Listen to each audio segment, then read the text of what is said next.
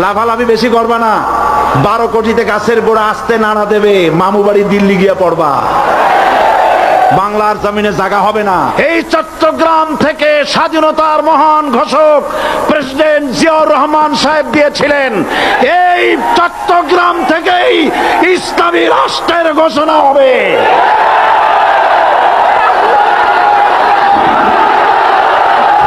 আমাকে যারা রাজাকার বলবে তারা পিতৃ পরিচয়হীন অবৈধ সন্তান।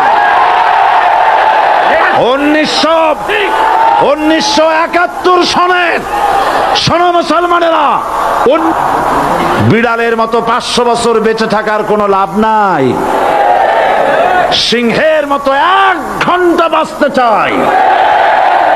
প্রধানমন্ত্রী সুদ্ধা অন্তত 3 শতাধিক পার্লামেন্টের সম্মানিত সদস্যরা সেদিন বসা।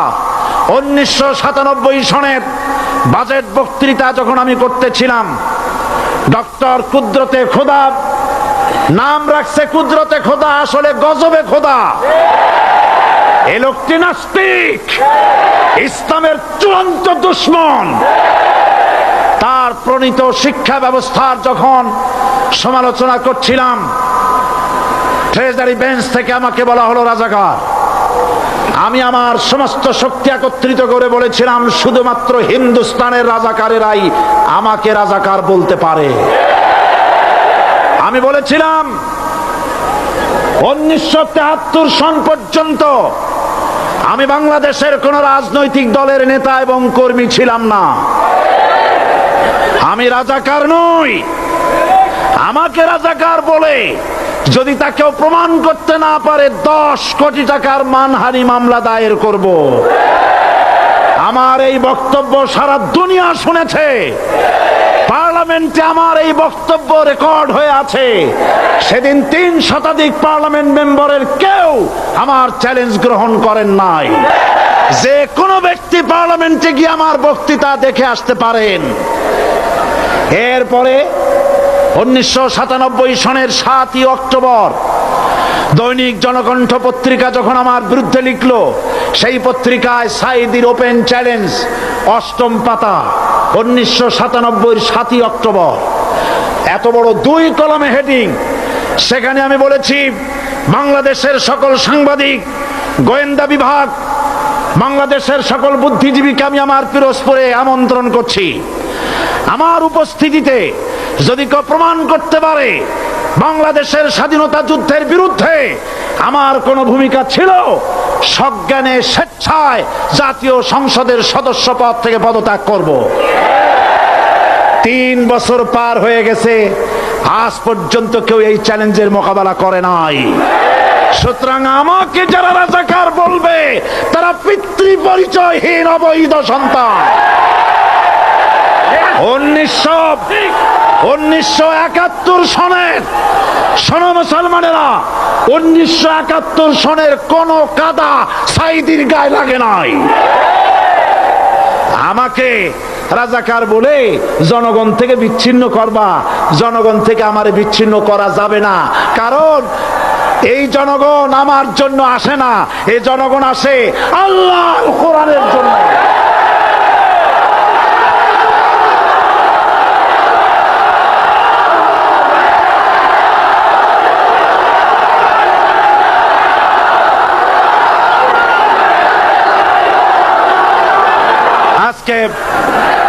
আর যারা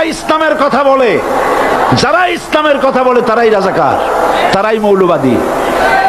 মৌলবাদী বললে আমরা অসন্তুষ্ট হই না, কারণ মৌলবাদী শব্দটা আসছে মূল থেকে। মৌল শব্দ এসেছে মূল থেকে। মূলবাদী তার মানে যারা মূলে আছে। মূল হলো কোরআন, মূল হলো হাদিস, মূল হলেন আল্লাহ, মূল হলেন আল্লাহ রসুল। আমরা আছি মূলে। এখন বলেন তো, মূলের শক্তি বেশি না আগার শক্তি বেশি? আমাদের যারা মৌলবাদী বলে ওরা হলো আগাবাদী। মূলে আছে কত কোটি? 12 কোটি। মূলে আছে কত কোটি? আর আমাদের যারা মৌলবাদী বলে, ওই থাকো গাছের আগায়, আমরা মূলে। লাফালাফি বেশি করবা না, 12 কোটিতে গাছের গোড়া আসতে নাড়া দেবে, মামু বাড়ি দিল্লি গিয়ে পড়বা, বাংলার জমিনে জায়গা হবে না। এ কথা বিশ্বাস করো। বাংলাদেশের মুসলমানদের শরীরে এক বিন্দু রক্ত থাকতে শয়তানের তৈরি করা ধর্মনিরপেক্ষ মতবাদ বাংলার জমিনে কায়েম হতে দেওয়া হবে না, হবে না।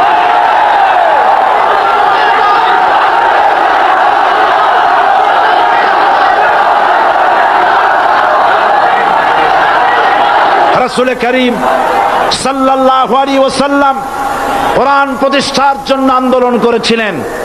আয়াতুল কুরসি আমাদের সে কথাই শিখেছে।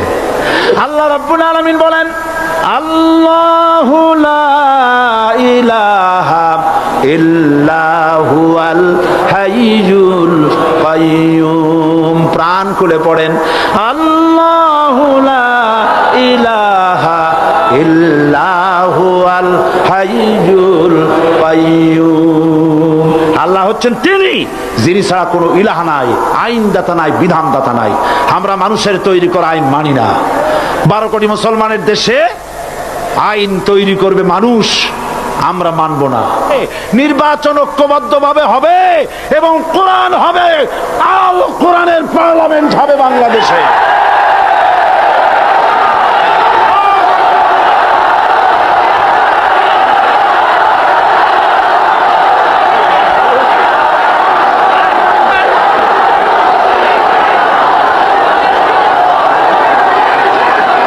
এই চট্টগ্রাম থেকে স্বাধীনতার মহান ঘোষক প্রেসিডেন্ট জিয়াউর রহমান সাহেব দিয়েছিলেন। এই চট্টগ্রাম থেকেই ইসলামী রাষ্ট্রের ঘোষণা হবে।